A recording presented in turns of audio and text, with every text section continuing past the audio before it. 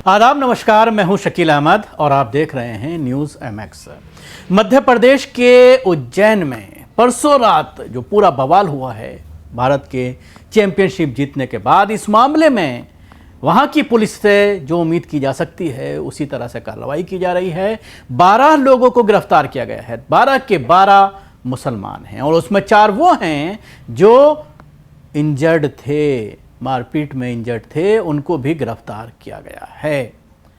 और न सिर्फ गिरफ्तार किया गया है बल्कि आरोपियों को गंजा करके उनकी परेड कराई गई है। तो आप अंदाज़ा लगाइए कि संविधान की शपथ लेने वाले, संविधान के हिसाब से काम करने की बात करने वाले प्रशासनिक अधिकारी के साथ साथ पुलिस अधिकारी किस तरह से मुसलमानों को नीचा दिखाने में, उनके ऊपर किसी भी तरह का आरोप मढ़ने में कितनी जो है वो आगे दिखाई दे रहे हैं। और इस मामले में आप देख सकते हैं कि किस तरह से लड़के जो हैं जिनको गिरफ्तार किया गया है उनकी परेड निकाली गई है। देखिए वीडियो।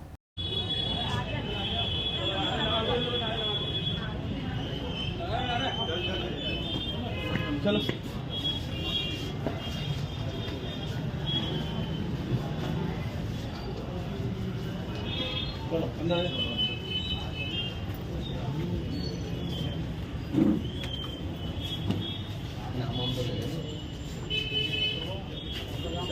जो ये गिरफ्तारियां हुई हैं उसमें ये बताया जा रहा है कि उन लोगों को गिरफ्तार किया गया है जो पुलिस को ललकार रहे थे। जब पुलिस आई थी उनकी गाड़ियों पर पथराव भी किया गया था और उसी के आरोप में इन तमाम लोगों को गिरफ्तार किया गया है। मैं आपको बताना चाहूँगा कि मध्य प्रदेश का इतिहास रहा है कि जब भी कोई इस तरह का मामला होता है, हिंदू मुस्लिम का मामला होता है, तो मामा के टाइम में भी, अब तो यादव जी जो है वो मुख्यमंत्री हैं, शिवराज सिंह चौहान के वक्त में भी लगातार मुसलमानों के साथ नाइंसाफ़ी होती रही है। और ये मैं ऐसे ही नहीं कह रहा हूँ, बल्कि जिस मामले में भी मुसलमानों को गिरफ्तार किया गया है 2017 से लेकर के आज तक, अभी आपको याद होगा थूक कांड, ज़्यादा वक्त नहीं हुआ है, आरोप लगाया गया 3 युवकों पर जिसमें नाबालिग थे कि इन्होंने सवारी पर थूका है जब प्रोसेशन जा रहा था।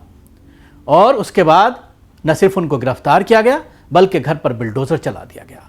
तीनों के तीनों आरोपी पिछले 2 महीने पहले उनको बेइज्जत बरी किया गया। आरोप साबित नहीं हो पाए, मकान गिर गया, वो अलग बात। अब मकान कौन बनवाएगा, ये एक बड़ा सवाल है। अभी आपको याद होगा कि पिछले दिनों एक व्यापारी को गिरफ्तार किया गया था रेप के मामले में और उनको बेइज्जत बरी किया गया है, उनके मकान को भी डेमोलिश कर दिया गया था। अभी पिछले दिनों शहजाद का मकान गिराया गया है, जिसके आपने देखा कि 2 दिन पहले उस इलाके का जो एसओ था उसने एक लड़की के चक्कर में सुसाइड कर लिया।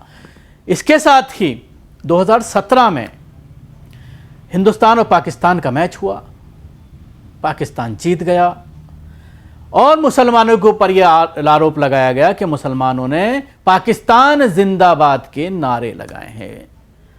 उसके बाद उसमें गिरफ्तारियां हुई और तमाम के तमाम आरोप गलत पाए गए। इसके अलावा आपको याद होगा कि मध्य प्रदेश का ही एक मामला था, काजी साहब जिंदाबाद। मुहर्रम के प्रोसेशन में लोग नारा लगा रहे थे काजी साहब जिंदाबाद और उसको मीडिया ने पाकिस्तान जिंदाबाद बना दिया। ये सारी चीज़ें मीडिया की कारस्तानी हैं। जब यह घटना घटी है परसों रात, तो उसके बाद से लगातार मीडिया ये आरोप लगा रही है कि मस्जिद से पत्थरबाजी की गई और यह आरोप लगातार मीडिया के जरिए लगाया जा रहा है। और देश में यह मैसेज देने की कोशिश की जा रही है कि भारत की जीत से मुसलमानों को खुशी नहीं हुई, ये देशद्रोही हैं, ये गद्दार हैं। इस तरह की बातें मीडिया के जरिए कही जा रही हैं। हालांकि जो मस्जिद कमेटी के लोग हैं, मस्जिद के इमाम हैं, उनकी बाइट हमने कल आपको सुनवाई थी। किस तरह से उन्होंने कहा कि सुतली बम फेंका गया और उसी की वजह से ये पूरा मामला जो है वो निकल करके सामने आया। इसी की वजह से झड़प हुई, जो लोग पीछे थे उनकी पिटाई कर दी गई हमारे कुछ लोगों के जरिए। उसके बाद हिंदूवादी संगठनों की तरफ से, जहां हिंदू जो लोग थे, भीड़ थी, उन्होंने जो है वो पत्थरबाजी शुरू की। फिर इधर से भी पत्थरबाजी हुई और उसके बाद आगजनी जो हुई है, गाड़ियां जो तोड़ी गई हैं वो तमाम मुसलमानों की गाड़ियां तोड़ी गई हैं, मुसलमानों की दुकानों को लूटा गया है, मुसलमानों के घरों में घुस करके बवाल मचाया गया है। लेकिन गिरफ्तारियां हो रही हैं सिर्फ मुसलमानों की ही, यानी मुसलमान पिटे भी, मुसलमानों के घर भी जले, मुसलमानों की गाड़ियां भी जली, मुसलमानों की दुकानें लूटी भी गईं और गिरफ्तारियां भी मुसलमानों की हो रही हैं, तो आप अंदाज़ा लगा सकते हैं कि देश किस तरफ जा रहा है। भारतीय जनता पार्टी शासित राज्यों में किस तरह से मुसलमानों का लगातार उत्पीड़न किया जा रहा है, और ये एक तरह से अब ये